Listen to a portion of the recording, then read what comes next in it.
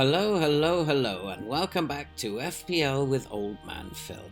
And if you're new to the channel, don't forget to hit that subscribe button, click the bell, so you'll be updated when future videos are uploaded. Today we're going to be previewing game week 11 and how we plan to keep our recovery going in FPL, and we are going to be looking at a new strategy possibly that people might need in order to achieve those little green arrows that we all are chasing. And also then we're going to be previewing the fixtures for this week and trying to maintain our good percentage in terms of the score predictor game. So let's have a quick look at how we plan to set up in FPL for this week. So in terms of transfers, I have made 2 transfers again this week. A bit of a gamble, but I think that it has to be done. If I am going to start recovering the poor position that I found myself in, then we have to make big decisions. And this will be, though, the last time that this happens.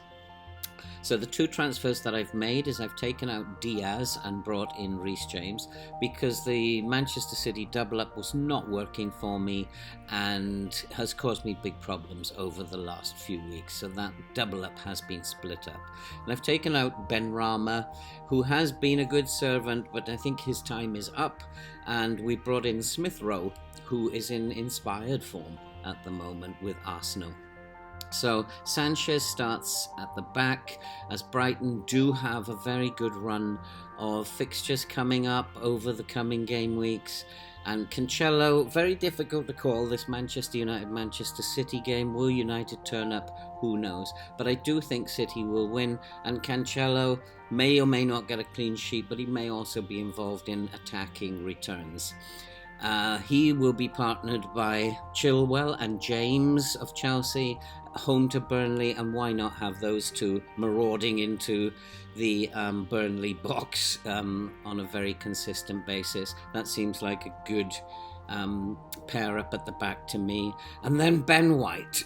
I've chosen Ben White ahead of Livramento because at home to Aston Villa, I don't fancy Livramento for a clean sheet. Even though Aston Villa have been losing most of their games, they're still scoring goals, and I've just gone for Ben White this week over Livramento. In midfield we have Smith Rowe, Salah of course as captain, and Rafinha, who has a game against Leicester, and Rafinha could score against anybody too. And up top, Antonio, who I've no intention of getting rid of in the near future, and Kane.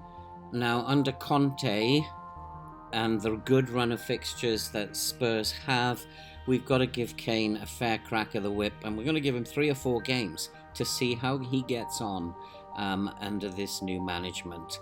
And then finally Tony, who has a home game against Norwich, and you've got to back Brentford at home to Norwich. And hopefully now this team will start to pull in some FPL points for me, and we can start seeing a few green arrows again, as opposed to the 2 red arrows that I've just had recently. And so that's the team. So now let's have a look at how we need to be thinking differently in terms of our FPL selection. So let's pull up a little graphic here, which might demonstrate why this new strategy might be needed by not just by myself, but by all of us. And if we look at this graphic, we've got 10 defenders, 5 midfielders, and 3 attackers, and Salah. So we'll just think about how many of those 18 players are actually in your side at the moment. And I've identified that there's about 30 players that everybody is selecting from at the moment. And if you've got 6, 7 or 8 of those players, then we might be in a spot of bother. It's because everybody is now fielding similar teams, which means that it's very difficult to separate yourself from people above you. Also, Salah's form is causing a big problem, and everybody Salah's owned by 71% of people who are all captaining him, and given his form, you can't go against that and captain someone else and risk taking a big drop if it doesn't pay off. So right at the moment we have a big problem. Now the way to deal with that problem may be to look for differential players, low cost players who have good runs of fixtures, and just bring them in on a short-term basis and alternate these players as and when necessary. You need to get in first. It's no good waiting until somebody gets a haul and then bringing them in. You need to be in that game week where they get that initial haul. So let's have a look at some players who might just fit that bill. So the first two that I have identified are Sarr of Watford and Bowen of West Ham. Both players around about the 6.1 to 6.3 mark, so very low cost.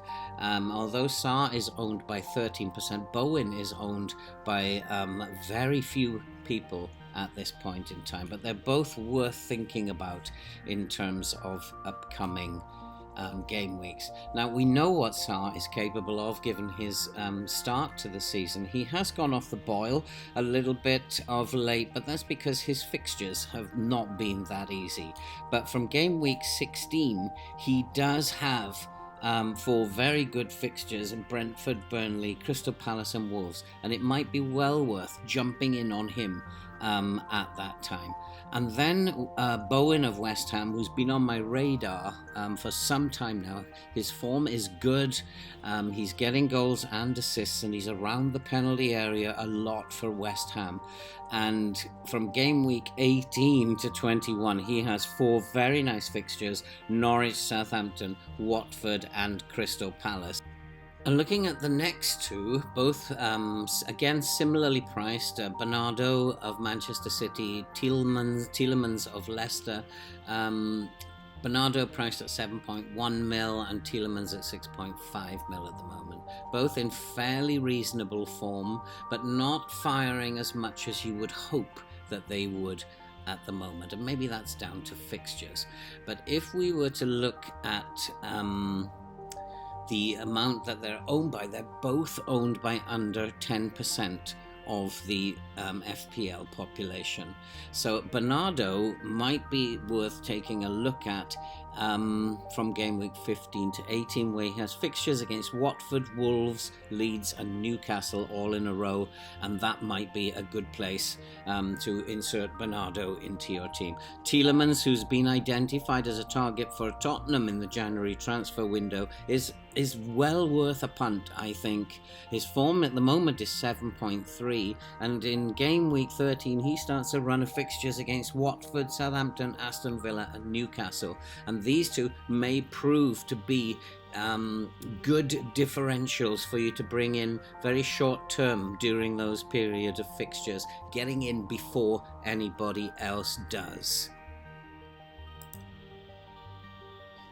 And then finally, Reguilon of Spurs and Jesus of Manchester City. 2 outside options to look at. Reguilon, we're not quite sure how he's going to operate or even if he's going to play under Conte, but I do think that he will make a super option as an attacking wing-back under the Conte system, and it's just going to be worth having a look at him for a couple of game weeks to see how he fits in. His form isn't very good, but he's not very highly owned. Both of these players are under 10% owned, but both of them have very nice fixtures indeed coming up and might be what you need just to get ahead of the pack. And this is what we're trying to do at the moment. We need to try and do at the moment is be first in to get that haul rather than following on after they've got that initial haul. Reguilon from game week 12 to 15 has 4 very nice fixtures in Leeds, Burnley, Brentford and Norwich, although it may be worth waiting a couple of those game weeks to see how he fits in. Jesus, who has 5 assists and 2 goals playing out on the wing for Manchester City, has 4 very good fixtures from game week 15 in Watford, Wolves, Leeds and Newcastle. These are some differentials that may separate you from the rest of the pack. And finally, quickly moving through my score predictions for this week, and hopefully we can maintain the 40% average that we've got to so far, which we're very pleased about. Southampton, Aston Villa, I think will end 1-1.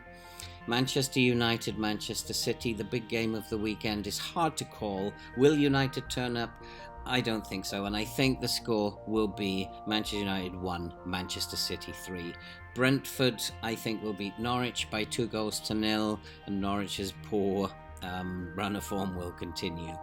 Chelsea should beat Burnley comfortably, and I'm going to go 4-0 for Chelsea.